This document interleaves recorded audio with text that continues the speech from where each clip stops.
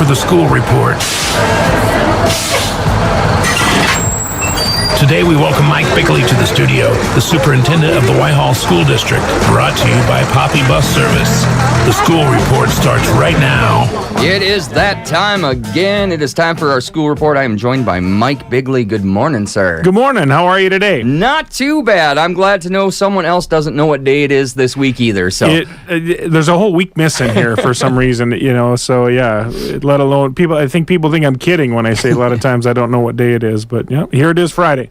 Yep. I'm going to blame it on the snowstorm. Right. We all had fun in that. You said you got wet quite a few times out there moving snow. Trying to keep the driveway open, exactly. Yeah, well, you got some cool stuff coming up at the school this weekend. Might as well jump on that right away. Yeah, our community musical is taking place right now, and the reviews that folks are providing is really, really good. Our kids work hard, our community works hard, our staff works hard. It's one of those marquee events for us, and they're doing South Pacific this year, which I believe they haven't done since maybe my first year here. Oh, wow. Or maybe the year before I actually was here. So it's a great opportunity. Our kids, again, the talent that you can see in kids that you don't necessarily see every day. Yeah. I think it's well worth the time and the energy. I know there are a handful of tickets left yet to be able to do that. If somebody does want to come out, I think it's a great opportunity. But it's one of those things we're really proud of, and has been a long-standing tradition here. And again, everything I'm hearing this year, it's as good as it always is. So yep. And we had a couple of kids, and Eric Goplin was in here earlier this week. So if they want a sneak peek, they can go to the WHTL Facebook page and check that out. Right. I knew they were out here doing that. And again, it's just a unique, you see kids in a different light when you get them on a stage like that. And the courage that it takes to stand up in front and do something that you're not necessarily comfortable with. That. I mean, from the perspective that you come from. But, when we have kids that we're used to seeing in a classroom or seeing on an athletic field or in a gym, and all of a sudden you see them on stage and doing something unique, that's pretty powerful.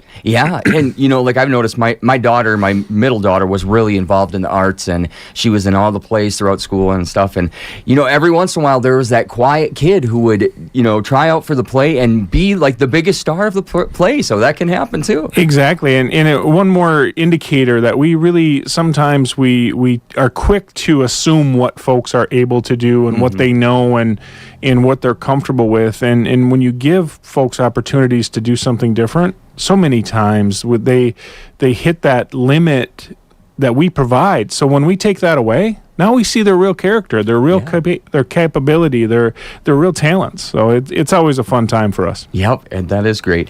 And speaking of finding those talents, that's part of the AI systems that you guys have been working in. That does help kind of pinpoint directions kids can go and help find that faster for them. It does. We continue to see more and more, I think, data. Everybody wants data in this world. We're seeing more and more real-time data on what kids are capable of when we give them what they need, where they need it. I think the next biggest thing, in some respects, is as easy as it is to say this, we've done the low-hanging fruit stuff, right? Putting some personalized platforms in front of kids. They're more and more being developed every day. They get better and better. We've got some really good experience with the app we're using in ELA, and now that we've been made available that's going to come out grades 3 through 10 now. So we're excited about that, but even more so, I think now we're really starting to drill down into what that human capacity really is. I mean, you don't have to look beyond the news or look beyond any conversation that's taking place to understand we have some behavioral challenges in this country. And I'm not talking about just our schools. I think we have some cultural scenarios that we really have to work through, and we have to get back to building some core values. So that's one of the big initiatives we're undertaking right now, is a true reflection of what our core values used to be, how much of that is still accurate, and then what needs to be added now that we're into this, as you said, the AI world, the emerging tech world, and the implications that that's going to have moving forward. So I think we're excited about that. It's a heavy, heavy lift. It's going to make some people really, really uncomfortable at times, but it's the work that needs to be done. We need to really define what expectations we have and where do we find that balance of rigor and high expectation along with an individualized, personalized experience. And getting folks to understand not everything everybody wants to do is going to be okay, and at some point somebody's going to have to judge it. So Yeah, exactly. And you do talk that conflict, it's kids in school and parents alike, and we've got to this point in this world where it just seems like people just hold on so hard and there's no budging anymore. We used to get together and compromise and figure out solutions for our local communities, and so much of that has gone aside because we've got this divide where I'm right, you're wrong, whatever. And when it comes to kids, there's only one thing that's right, is what is best for them. Exactly. And I think if you keep that lens, I think the other piece of this, though, it kind of goes back to the skill sets that we have to teach is you now have to really dig into information you hear and understand if it's true and if it's accurate, or is it used to simply manipulate and to try to artificially control thought process. And so as we redefine those skill sets, that is a behavioral trait. Do you go looking for this, or are you just going to react guttural, emotional, based on everything you hear or see? And if you do that, I'm pretty sure that's going to lead us down a path we don't want to go. Yeah. So I think really trying to look at that, and certainly we want to understand individual perspectives and where folks are coming from. But at some point we have to get back to reestablishing some core values as a country too, that not everything everybody wants to do is going to be cool. Yep. It might be cool for them. Yeah. There are implications, right? We're talking to our kids a lot now in about adding value. And the phrase we use, you're either adding value or you're subtracting. There's no middle ground. Yeah. You're either adding value to society or you're not. So make sure you're adding, right? Yeah. Some fundamental perspectives that we really need to get back to. But part of that is, and we've talked about this before, at any given time in history, generations are built on technological advancement, right? It's not an age bracket. We've always assumed that these are age brackets, right? Some big 20-year gap that somehow creates a generation. No, it's about technological advancement. Any given time in history, there's been 3 or 4 generations kind of coexisting at any one time. Now it's up to 8. Oh, wow. So we have 8 different sets of perspectives, 8 different sets of goals, objectives, realities. And 8 different things that have worked for other people that might not work now. And 7 things that I probably don't like because it's not what I do or not what works for me.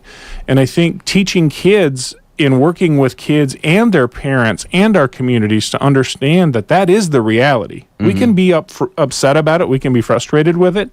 But we have to understand that. Yeah.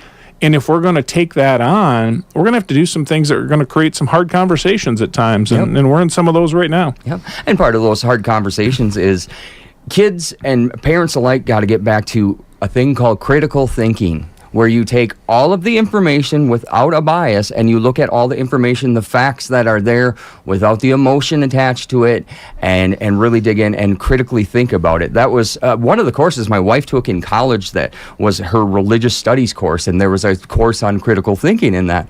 And I remember I studied that. I read through all that stuff because I found it all fascinating. Right. But it really helped you just have a different perspective. If you can take it from religion, you can take it to schools, you can take it to all kinds of ideas, but to critically think, not just have your bias and go into it that way. Exactly. And there are so many stories we're hearing. I don't remember exactly where the conversation was, but it was a law firm, and it wasn't around here, talking about the number of attorneys that wanted to be told by their supervisor directly, step by step, what they had to do. Oof. That's not going to work. No. Right? That struggle, we have to get back to be willing to struggle. Understanding failure isn't failure, it's growth. It's an opportunity to learn. Yep. That critical thinking piece has to become our forefront. We're starting in a lot of conversations around what are subject areas, what are those big concentration areas. Really starts to drill down to critical thinking and communicating. We can call it math, science, social studies, English, right? We can literally look at it for what it is. It's the ability to communicate. It's the ability to think analytically and critically, and then be able to solve real problems. And I think those are the things that, it's so exciting, I think, for kids, as scary as it is, and all of these things that we see and all the things we hear and all of the conversation around artificial intelligence and those types of things. But our kids have opportunities to solve problems that we've never dreamt of solving. Yeah. We've seen them as monumental things that are never going to be solved. The technology with critical thinking, with the ability then to communicate and be willing to collaborate around that, let alone show some empathy, all those things, you start putting all of that together, we can now do some things that we never were able to do. And I think that's the most intriguing part and most exciting part of the work we're doing. But we have to rebuild that core set of expectations. Yep. And everybody's going to have to give and take. Like I said, if we're talking about 8 different perspectives, you're going to have 7 you don't like. Yeah. And we need to understand that. That doesn't mean that they're wrong and I'm right, or I'm wrong and they're right. It's understanding that everybody comes from a little bit of a different lens. Yep. And we also need to be collectively thinking as adults, especially. Our kids are having a hard time seeing the value of the future. Yeah. And seeing that, I think when we all grew up, we knew if we committed to something and we could have a career. The latest data I've seen, 27 different careers, not jobs, not placements in the same career. 27 different careers kids will be engaged in. Yep. In the course of their life. It's hard for them to wrap their head around that. So they're going to live in chaos. Yep. So we have to give them a skill set that allows them to manage the chaos. That's going to look a little different than it did when I started school in 1975. It's going to look different. Yeah, exactly. And I know, like you talked, that Gen Z, like my daughter's she's 20 years old, and she does have that. She does not have a good thoughts of what's coming in the world. She's kind of afraid of AI too, and part of AI, we'll go to parents. Parents are always like, well, these kids are just using AI, they're not using thinking. But you still need your critical thinking skills, because AI will give you bad information sometimes, and you need to have the skills to not just believe everything. I mean, it's your Facebook feed's going to do it. Your Instagram's going to give you that bad information too. You need to have those skills to fact check and do it without emotion involved, and also be able to adjust it. Yeah. Understand the algorithm. Yep. Understand what's being done to you. Yep. And I say done to you because it is being done to you. Oh yeah. So then let's teach kids, you want to control this yourself? Here's how you change it. Yep. Here's what you can do. Yeah. Those types of skill sets are going to become essential. And I think also, if we can wrap our heads around this as a collective culture, one great national community, then maybe we can start giving folks a little bit better spin on what things are going to look like. But we're going to have to communicate differently. We're going to have to go meet some folks in ways that we've never met them. Yeah. And at the same time, we're going to have to push some folks to get out of their comfort zones. And that's going to come from every direction imaginable. We're going to have to push folks that hate technology into understanding technology. We're going to have to understand some folks who think they want to be told everything. You're going to have to do this on your own. You're going to have to really think.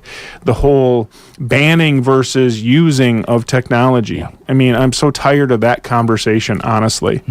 If we think banning this stuff is going to be the right solution, we're crazy. I think that has short-term gains. But it's crazy to think that somehow we're going to prevent this stuff from happening.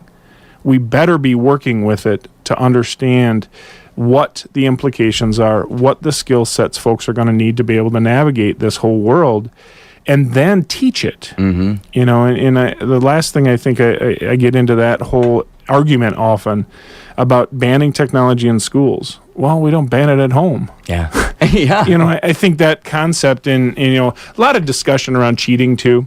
Yeah. And I've always believed if you can cheat that easily on something, it's probably not a good assessment. Yeah. It's not a good activity to be doing in the first place. If you can't use it, understand how you can leverage technology to get a better result, then you need to create a more depth to your assessment or your assignment or your task. Yeah. Put a little more depth in it because we now have that capacity. So. Yeah, exactly. And, with that technology, it is, for these kids, it can be a good thing. Like, I've got a son who he started his own business, and he used ChatGPT to figure out how to get his LLC set up, get all his tax. I mean, this kid had it set up running like a professional business in 3 days, where when I built my business, it was months of me designing and rewriting and doing things. And so there is benefits to it that can help you, The efficiencies that are able to be created, and that's going to bring its own set of challenges that we need to be aware of, is what is a job market going to look like, and what are those implications? And if we sit by and wait for that to happen, then we have failed. Yeah. I think we have to actively engage in that conversation. And to this point so far, we don't have a whole lot of folks willing to have that conversation. We've got a whole lot of folks who, willing to voice frustration and fear, but not necessarily engage in this level of conversation about what this is going to take. And it has to start with awareness. We have to start asking some questions. Yep. And asking questions we don't always know the answer to. I used to tell kids all the time, I rarely ask a question I don't know the answer to. That's no longer the case. Yep. I think if we're truly doing it correctly, we need to be asking a ton of questions we don't know the answers to, and then go find them. Yep, and push up against that uncomfortableness. That's one thing I think our kids have lost. It's like they've got so, maybe part of it was the pandemic. They just got so okay with being safe at home and not going out, not pushing up against the uncomfortable things. And that's what I tell my kids. When you feel that anxiety, it's because it's uncomfortable. Push as hard as you can against that, because that anxiety is no longer going to be there, and you're going to push further. Well, and how do kids learn that? Yeah. Okay. The other side of this is adults are doing it. Oh, yeah. I think so. That's that thing we need to be, again, quintessentially aware of. Is this is not just kids.